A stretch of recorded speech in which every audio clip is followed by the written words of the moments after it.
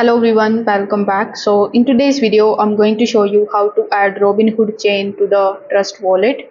So first of all, you need to make sure that you update your Trust Wallet application because from now on, the Robinhood chain is supported inside the Trust Wallet application, but make sure that it is up to date. Now, when you are inside the Trust Wallet app, you need to tap on the option of receive. Over here on the top, you are going to see all of the blockchains, like we have Solana, Ethereum, Bitcoin. So total 115 blockchains are available. When you tap on the drop down menu, you just have to simply use the search bar and you need to simply search for Robinhood. Now, as you can see, the Robinhood chain is automatically available over here.